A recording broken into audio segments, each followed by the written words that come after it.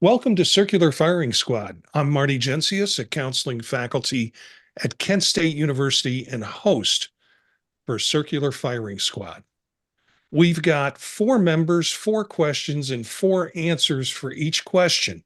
Now, each squad member generates a question that we all have to answer, ranging from the scholastic to the bombastic. Let's see who's with us this episode. Hi, everybody. This is Britt Pollard-Kozadowski. I am a professor and assistant chair in the Department of Counseling and Human Development at Indiana University of Pennsylvania. Hi, everyone. Elliot Ingersoll, professor of counseling at Cleveland State University, host of Apply Topically, and tonight I have perfected my oven-baked steak fries. Ooh. Tasty. Hey, everybody. My name is Mitch Conrad. I am a third-year clinical mental health counseling student at Cleveland State University, and I am currently practicing at Baldwin Wallace University. Also, lover of steak fries. Mm. Well, I'm indifferent to steak fries. And Elliot, every time you speak into the microphone, we get a nice full shot of your forehead. Oh, yeah, because I'm trying to speak into the mic. I'll pick it up. Okay, thanks. But Britt, you've got the first to write home about. It's just getting large. Not because my brain's growing. Yeah, there's plenty of real estate there. Britt, you've got the first question. I want it on the record that I would like some steak fries now that they're perfected. I also made a pretty perfect banana chocolate bread today. It's pretty darn good, if I do say so myself. I'm sensing a Circular Firing Squad potluck. That sounds like a plan. Dig that. Okay, so my question this week is, what is the most challenging professional experience you have encountered recently? Okay. And I'm not trying to be a Debbie Downer here, but oh boy, at university where I work, they're doing all of these cost-cutting things, and I get it, but they're not looking in the obvious places. And I was in administration for 10 years, and I know how to read a budget. And laying off staff people and hiring vice presidents is illogical. Vice presidents, yeah, you can get rid of them at a moment's notice, but they're all like overpriced. Staff people are underpriced, and we desperately need them for day-to-day operations. And they're reorging. And we were in this new school meeting, and they wanted us to introduce ourselves. And I'm like, well, 2 years ago, we were all in a college together. Why are we doing this? So I introduced myself, and they said, where are you from? And I said, what do you do? I said, I'm a counseling professor. What department are you from? And I said, I'm from the recently euthanized CASL department. And everyone thought that was this big downer. And I'm like, I'm sorry, I didn't want to put it down. I didn't vote to put it down. Someone took that department to the vet without my, approval. So, that's been really challenging, because I feel like balancing a budget is not that hard. You just have to make hard choices early on. And if you don't make them early on, you make harder choices in a medium state, or you make catastrophic choices at the later state, but you have to do it. All the money at university is tied up in personnel, like 80% of it. You're going to have to cut personnel, so you have to cut low performing programs. And yet, I am not hearing anybody speak logically about this, and it pains me deeply. It's worse than having acid reflux in the middle of the night. So I wasn't exactly sure, because I was thinking about, like, it's the keyword was recently, and I was like, well, how long can I go back? And I'm like, has anything like happened to me? And I'm like, oh yes. And so this is something that happened, so I had a practicum site working in private practice, and I switched to a college counseling center, not because the practicum site was bad or anything. But if you're a counseling student, right, you can get an internship only site, and then you need a practicum site for summer only. So I was really happy to have my practicum in private practice, learned a lot. It was a good experience. Now, of course, the one thing that I have experienced that I think is perhaps a little sooner because of this is termination, which we desperately need a word that is not termination inside of counseling. And every time I say termination, I will bring up that we need a new word for termination. And one of the things that I wasn't sure about was how I was going to respond to termination. And so I've heard before some counselors say like termination is like their favorite part of therapy because they get to it's sort of this restorative moment for clients and their autonomy. And I understand that.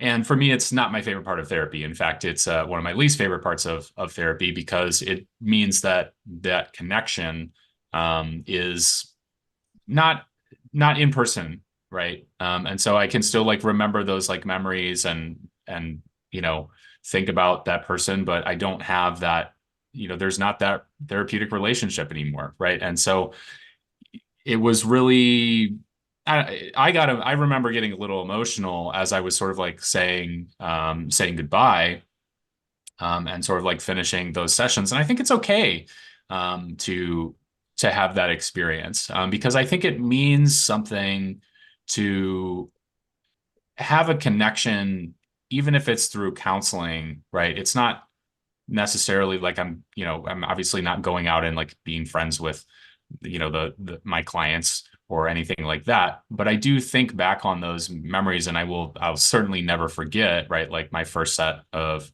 clients. And so that was definitely something that I expected to be challenging, right? Because you have the process of not just terminating that last appointment, but right, like we talk about termination for right several weeks beforehand about like how is this going to happen, right? Like knowing that I'm moving on to a new practice and either right, like we're sort of like done with counseling and we sort of achieve some goals or referring to a different clinician, et cetera. So that was something that was definitely like an expected challenge for me. And it definitely is not my favorite part of termination, definitely not my favorite part of counseling.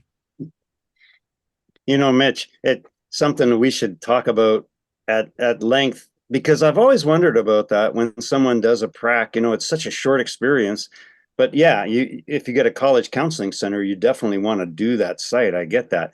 But it's almost like, wow, yeah, it would be great if we had another way to, I don't know, tack on to the site you're going to, because you do have to deal with all the emotional sequelae of forming relationships, leaving, and then starting anew. But sorry, Yeah, no, it's a great point. Privilege of instructing Mitch's prac section, so I wondered about that because it's tricky.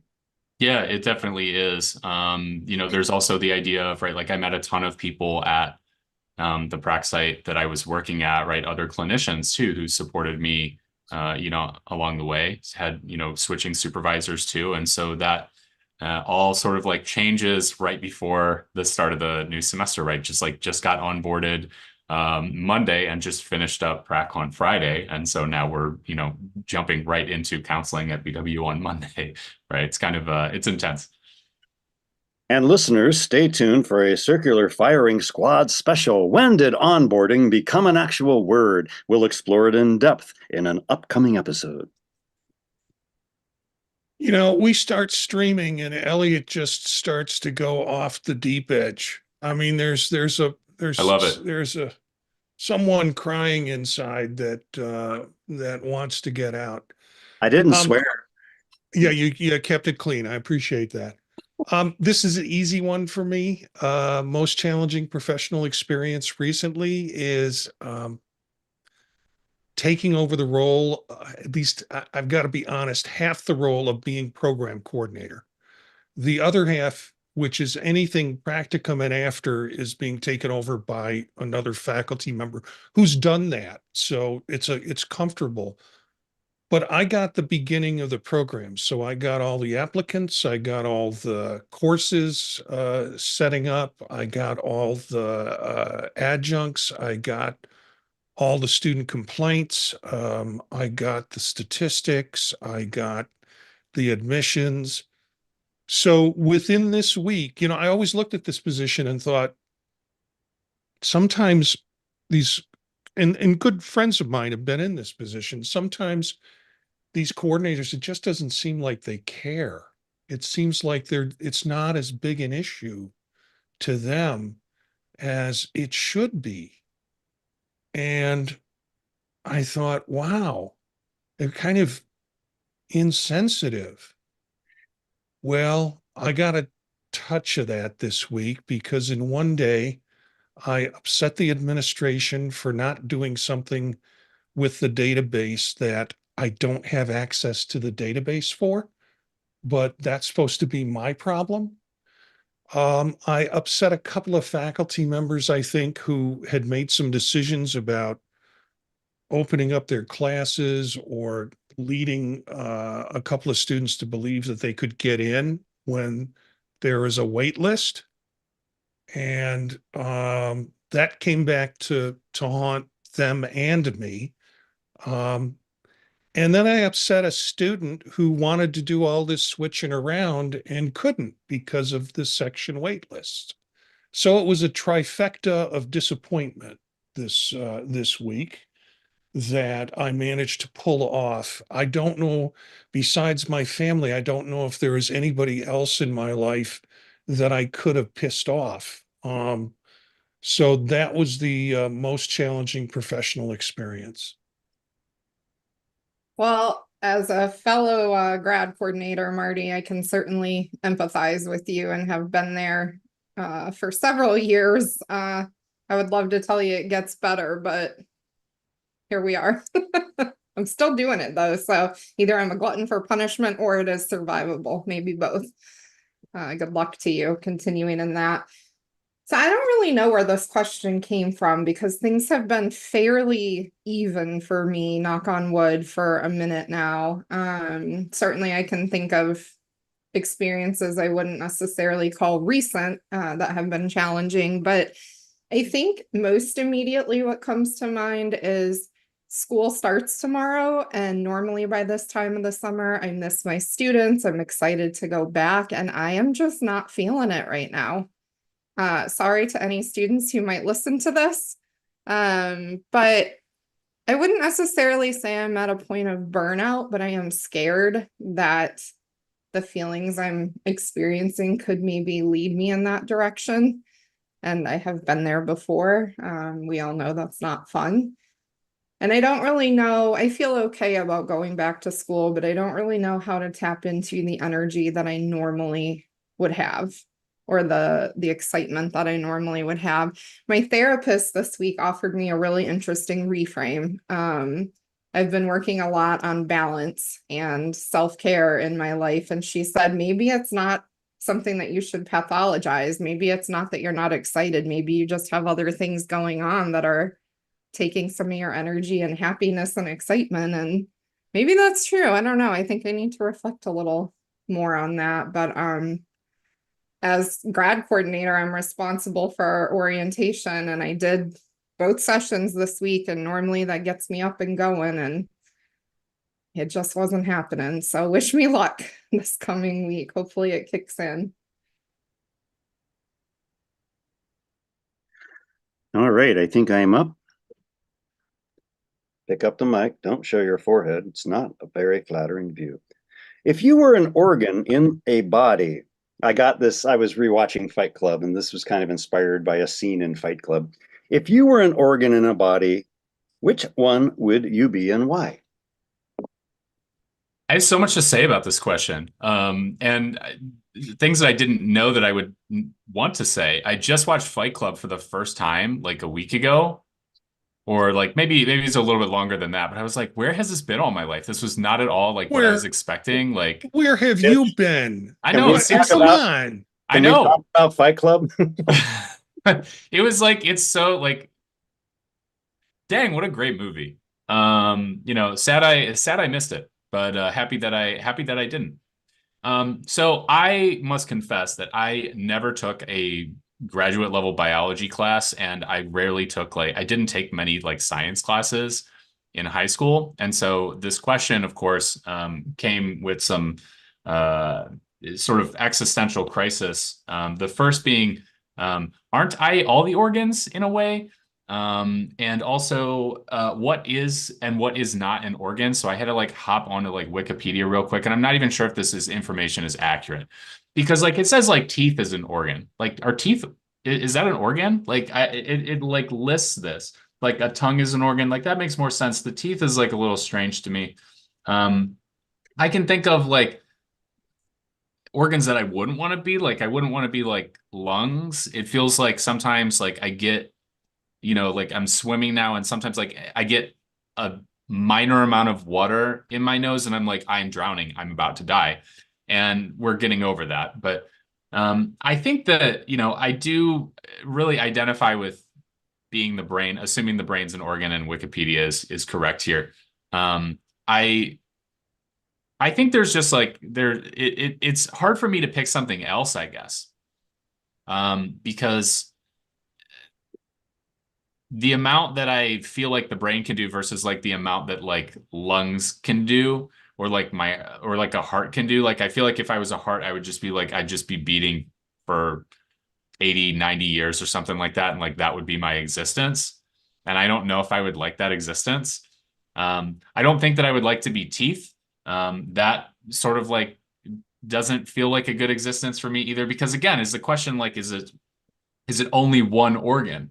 Right? Like I wouldn't want to be like the kidneys. I wouldn't want to be like, you know, the liver. There's like so many other things, and I'm just like, I'm just gonna stick with the safe answer here. Go with the creative, wonderful, awesome brain, and we'll chill with that.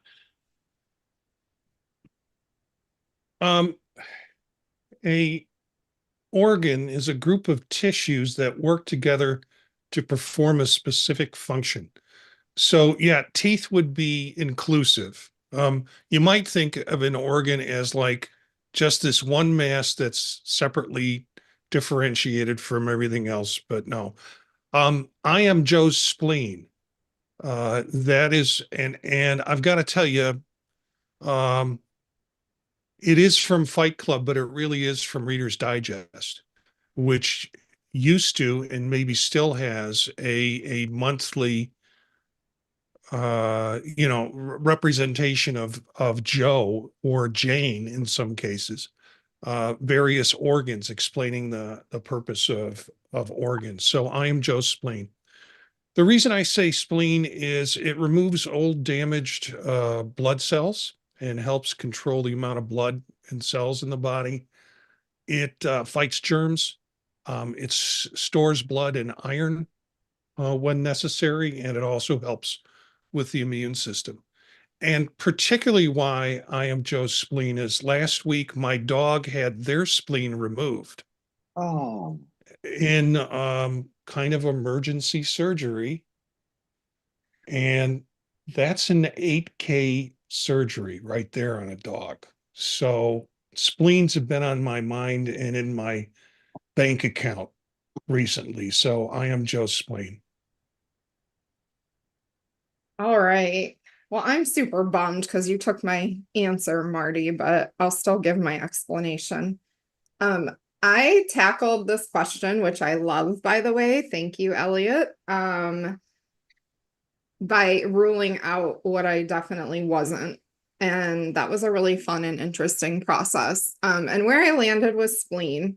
And the reason is because I feel like as an introvert, I often just sort of keep to myself and fly under the radar. We don't hear a ton about the spleen. It's not our first go-to organ that we think of. Teeth is usually mine.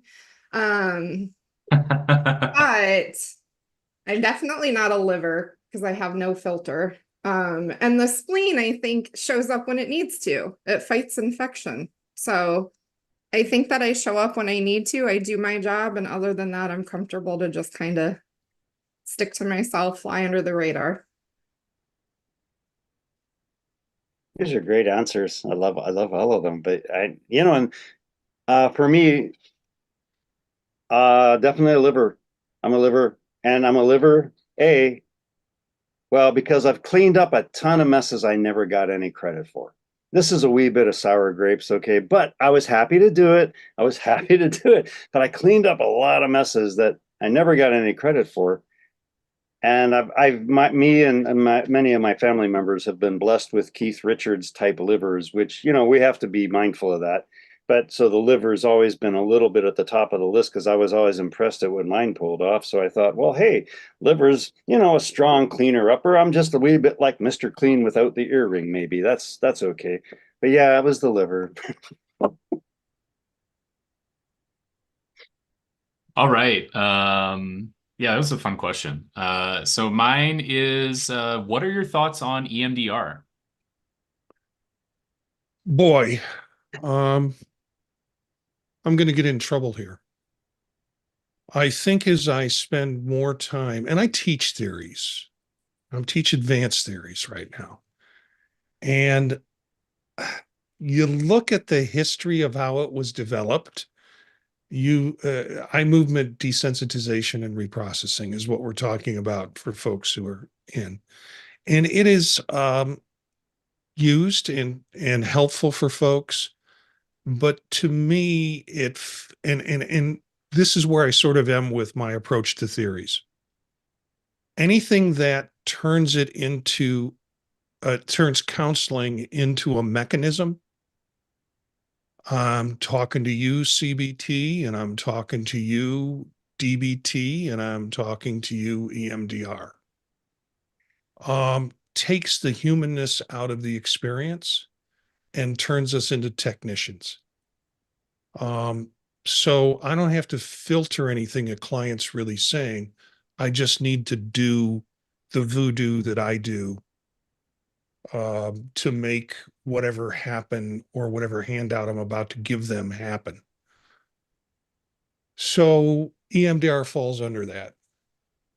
I know people who swear by it, people who love it.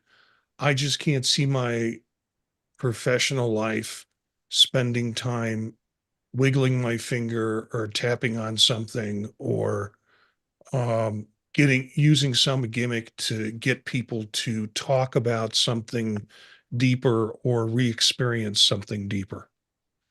It's expensive, it's controlled, and the training is available, but is also it's like Fight Club. Once you have the training, you know, you don't talk about the training. It's kind of a specialized little group of folks who seem to, whenever I talk to people who are trained in EMDR, there's that kind of 30,000 yard stare that they have when they look at you talking about it. So And they don't blink. And they don't blink, yeah. So you asked me my thoughts on EMDR. That's my thoughts on EMDR. Thank you. Do you teach it as a theory, Marty? I don't teach it as a theory. I teach it as um, a process or as a procedure that people use.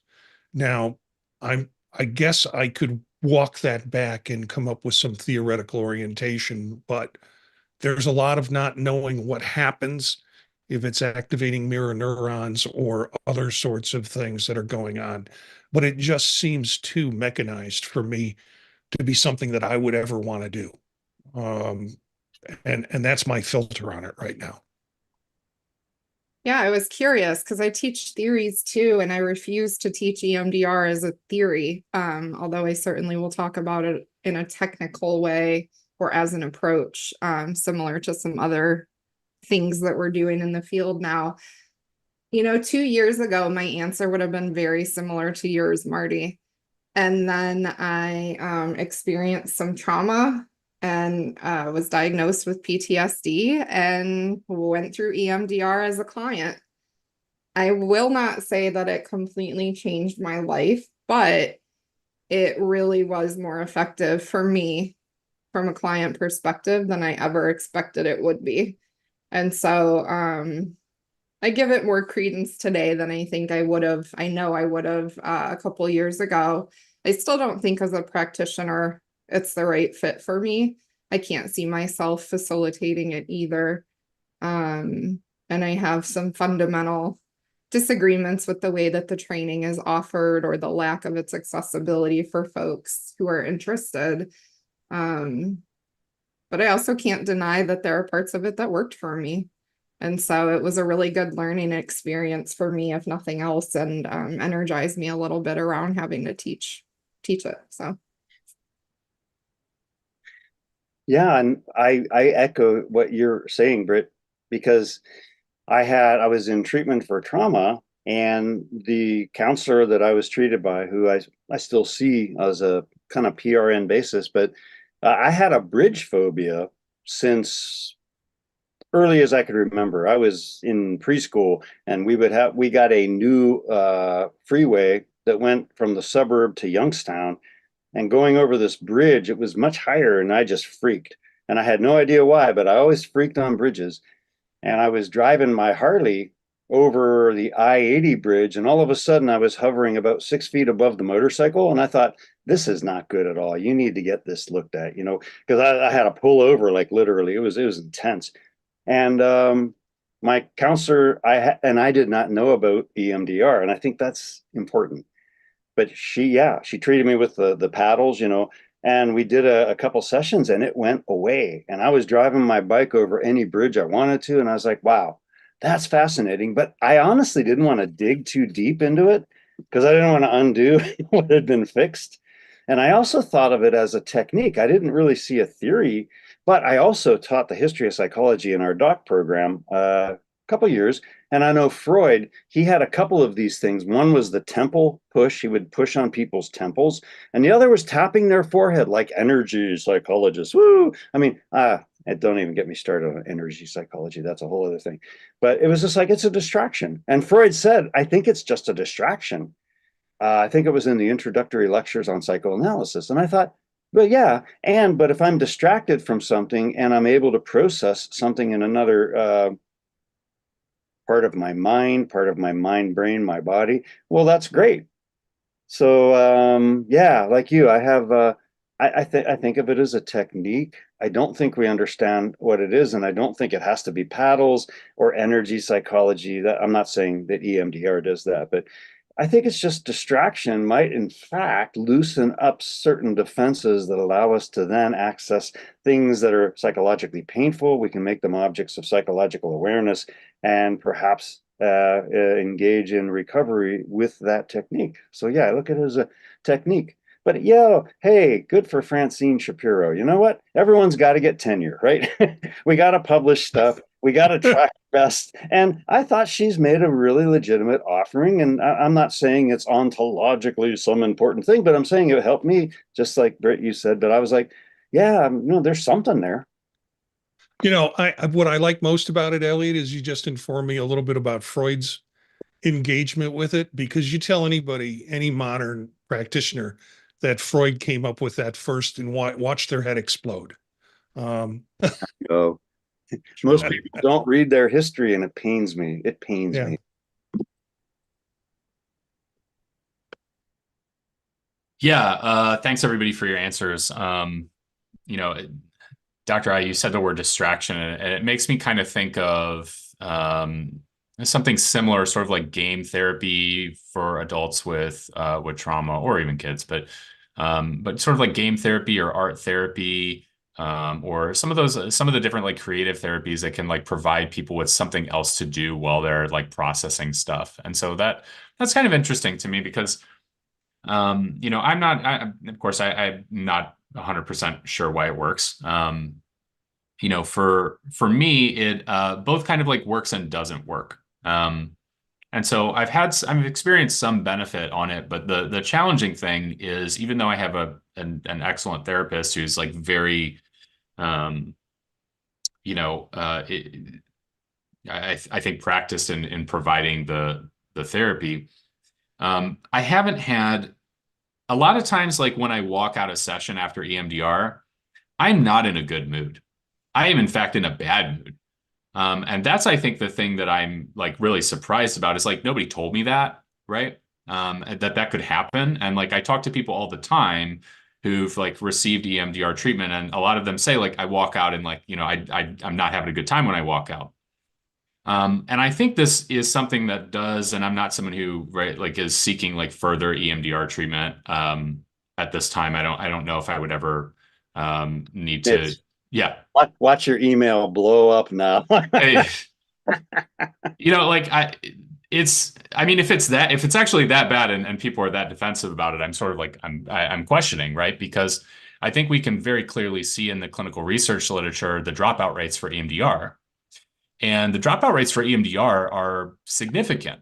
And, I was not told about any, right, like any dropout rate, but like if you have a 1 in 5, 1 in 4 chance in a clinical trial where everything is meant to make the theory and the intervention look as best as possible, if you have a 1 in 5 or 1 in 4 chance, which is what we see for EMDR dropout rate in clinical research trials, and as the trauma sort of like proceeds from as you sort of get into like, it's even higher for something like CSA for people who've experienced CSA, like even Kolk's study, right? Like Kolk did a study on EMDR dropout rate, 27%.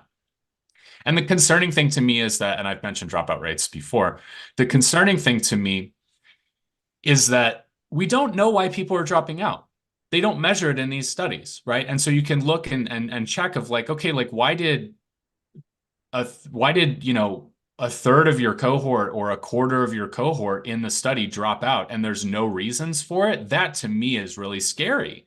And it's scary enough to like, as someone who came into the field, in graduate school, heard about EMDR and was like, oh yeah, I'm totally going to get practiced in this. And I'm going to start reading about it. I'm going to start reading the research trials. And I read the research trials and it's like, if the dropout rate is 1 in 4, I imagine it's higher out in the counseling world where people are actually doing the work where it's not in a clinical trial, right? And it's the same kind of thing with like, I mean, CBT, Marty, you mentioned CBT too. I mean, not CBT too. I don't think there's a second version of CBT on the way. But the That would idea of, be yeah, the idea, right, like of CBT's dropout rates are even higher than EMDR, right? And so that to me is really concerning of like, to me, I'd want to be able to tell my client like, hey, there's a 1 in 4 chance you might drop out because that's what we know is happening inside of these clinical trials. I think clients deserve to know that. And so like, I sometimes hear people who like do swear by EMDR and it's like, I don't care how good of a practitioner you are, you're going to have people drop out. And I'm interested in, that's typically what I've been, reading about is like, why are people dropping out of EMDR? And I sort of think back to, ooh, I really don't like how I feel when I walk out of session, right? And there are some times where it feels helpful, sometimes where it doesn't. It's been a mixed bag for me. I'm glad that I did it, certainly. But yeah, those are my thoughts on EMDR. I just, Mitch, you triggered a lot of thoughts on my behalf. My first one was I saw my counselor for 2 years before she used the EMDR on me. And I'm listening to you and I'm like, oh, if I'd have just gone in and she said, okay, we're going to deal with your trauma or your bridge phobia, whatever, 100%. but it's like I already had that robust relationship with her, and I would credit that with at least part of my recovery. But you raise an interesting question. We should talk more about this. This could be an article. Absolutely. Okay, my question for tonight is simply the question that you got from someone this week that gobsmacked you. It's really unfair that you're asking this before the semester starts, because I guarantee you as of tomorrow, I'll have 400 answers to this question. Tonight, the best answer I can come up with, which is kind of embarrassing, is this lady I fought back and forth with all week on freaking Facebook Marketplace. I don't even want to talk about it. I'm so upset. She first asked me to decrease the price of an item that I was selling. And I said, sure, who cares? That's fine with me. I just want to get rid of it. When can you come get it? She then proceeded to change the pickup time 6 times throughout the week. And I finally said, I'm just going to relist it. Have a nice life. Thank you very much. And she went away. And then today she came back. I was in a good mood. We set up a time, and I'll be darned if she did not ask to reschedule again. I'm going to lose my mind for like $15. I just want to give it to her at this point. Like, can I bring it to you and set it up for you and pay you to take it off my hands? I'm tired of talking to you. That's all I got. Come back tomorrow. This is like a whole series of short stories we could write about Facebook Marketplace. There's a market right there, right? Yeah, mine. Okay, I had the privilege of I play in one of the bands I work with is Hannah and the Patriarchy, and we played at the Haymaker Farmer Market this past weekend in Kent, and it's always a lovely gig. But there is this kid whose dad ran a stand, and there's lots of stands there. But this kid, he was kind of awkward and he was kind of out there, but he ran right into the middle of the stage as soon as we finished a song. I think it was like the 9th or 10th song. And he started saying, do you want a slushie? He grabs me. He's like, do you want a slushie? He's a little kid. And I'm like, I have not thought about it. Give me a second. I'm old. He's like, okay. And then he grabs the singer. He's like, do you want a slushie? And then every break we took, this kid's coming up. My dad says donuts are coming, but they're not there yet. Do you want a slushie? And we were joking because I said, 30 years from now, there'll be like a biopic or a documentary about the greatest salesman in the world. And this will be the first scene. He's running up saying, do you want a slushie? And it was wonderful. Kid was brilliant. I eventually said, hey, my man, you're intruding on the sacred space of the stage. But we like you. You got chutzpah. So it's okay, but you need to wait till we finish our set. But it was great. And so it was kind of gobsmacking, but it was just a hoot. And I enjoyed every moment. Did you get a slushie? Yeah. I did not, because I am losing my battle with my weight management goals. I'm wearing the Steven Seagal outerwear for men who have given up on weight management. Everything's black. I'm just trying to hide the fat now. Ingersoll men, we get stealth fat. It's really creepy. And like even your forehead's kind of fat, And then I got this when I first had my knee replaced, and I said, I know what's coming. I know what's coming. It's the fatalanche. And the fatalanche happens in the middle of the night, and you just hear, whoo. And then you wake up and your forehead's normal, your nose is normal, but your belly is really big. That's where I'm at now. I'm trying to lose it, but without having access to running, wow, is it hard. Bit of a tangent there, but for those of you thinking about knee replacements, don't let that stop you. It's worth it. We have seen a lot of your forehead tonight. I'm just saying. Yeah, it's normal. If you could see the belly though, you'd be like, oh my gosh, that room's gonna collapse.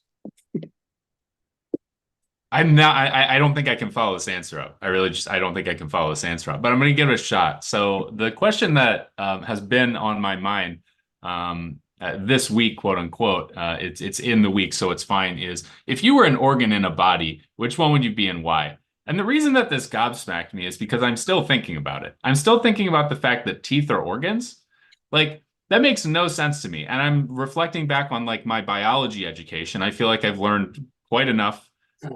Never really enough, but I've learned a ton about the brain as an organ. And so I am very familiar with the brain. And so I'm sort of thinking of like outside the brain and maybe the central nervous system. Where am I?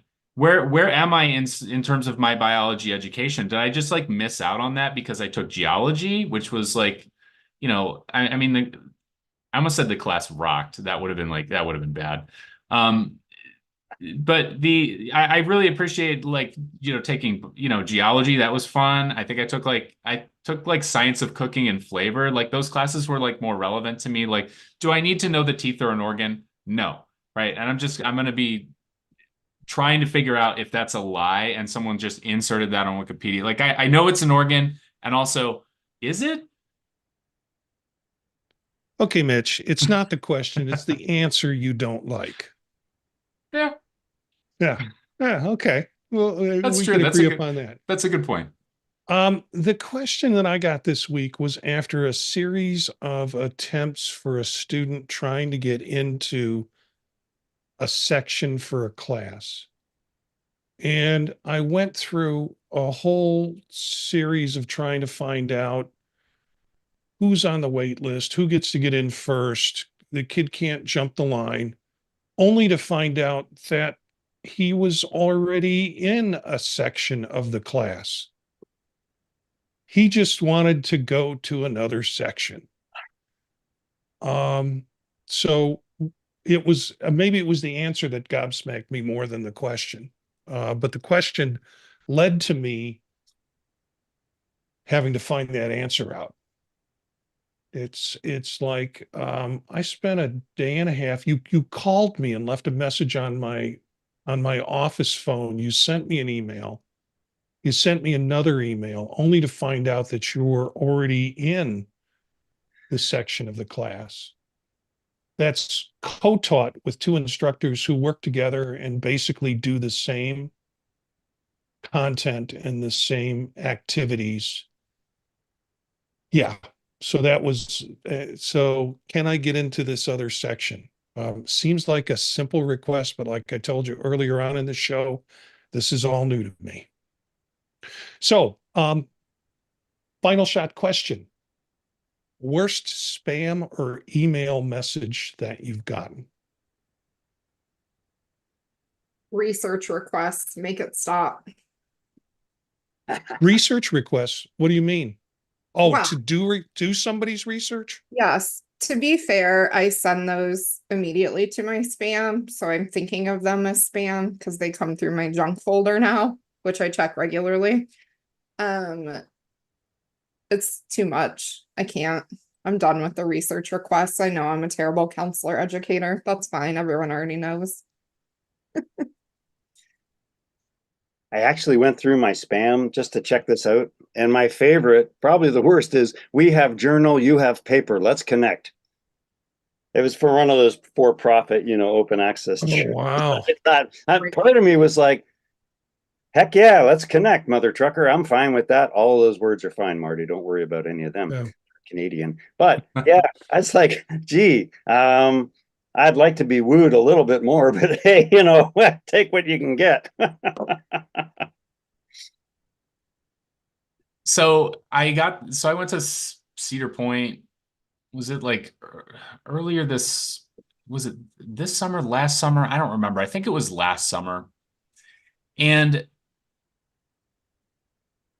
I got this message while I was at Cedar Point that like my car, because I had like parked at a friend's house and we had carpooled, and I got this message that my car had been like taken to like an impound or like a dealership or like it had been towed or something like that and it had been taken to a dealership like 45 minutes away. And I knew this was fake. And yet, right, the entire day I'm like sitting at Cedar Point and I'm just like, it's running through my head the entire time of like, what if this is not fake? What if my car is in Stowe, Ohio, and I'm going to have to figure out how to get over there somehow after I get back from Cedar Point at 11 at night? I don't want to do that. And then it just like it wore on me the entire day, even though it was like so obviously spam. You sometimes get those spam texts and they've got a bunch of like dashes and semicolons and parentheses and things that shouldn't be there, and for some reason they are. And then like it was a good day. It was a great day at Cedar Point. I really enjoyed myself, and the entire time in the back of my mind, it's like, what if your car did get towed? So, but it didn't. It was there the entire time. Mine has to be any ad that I get for Wegovy, Monjaro, or Ozempic. And I say that because I require those medications and I can't get them. They're just not available for type 2 diabetics. You can't, and they keep doing those damn commercials over and over and over again with the dancing happy people. And I can't get that. So when I get those spam messages, when I get those, some of them are like they're just phishing. They're just trying to take money, but some of them actually come from the drug companies. And it's like, I got a bone to pick with you. Don't send me advertisements for drugs that are unavailable for me to get from my pharmacist, because they're so well advertised and so overused at this point that you can't keep up with demand for the people that actually need it. And Marty, you're right about this. And this is the 30 pounds overweight Dr. I talking. I see those commercials and I'm like, no, Marty would be even more pissed. Don't do it. I won't do it. But it's tempting. I get it. Yeah, yeah, it is. It's tempting. And I can't even get up to what I can get. I can't get to a therapeutic dose. Enough said about that. Well, let's thank the firing squad. Got to thank Elliot. Got to thank Britt. Got to thank Mitch for joining us tonight. And look for some of these characters on their podcasts on the podtalk.net. You can find out more about them at circularfiringsquad.net. We're missing a few folks. We're missing Steph, who's out this week, and she had a late appointment and could not make it back in time for the show. And we've got Eric, who's I think doing baseball, or one of his kids involved in sports through October, and Gina, who's off for the summer. So would love to see a full group of squad coming back. You can find out more about everybody on circularfiringsquad.net. Make sure and check out the Tech Savvy Professor podcast hosted by Eric and myself, and also Vision Profiles, a podcast about Apple Vision Pro. We are now officially, I think, on YouTube. So you can find us anytime you want to find us. The podcasts are available there, and these video recordings will be available there at youtube.com/@CFS podcast. So find us there, and we're hopefully going to invite some guests in and have some more live kind of show experiences with people joining us coming up in the fall. It's exciting to get back to school, and it's exciting to get back to Circular Firing Squad. So thank you for that. Our theme music is from Menage a Quad, Real Swing Shet. That's it for this episode of Circular Firing Squad. Ready, fire, aim.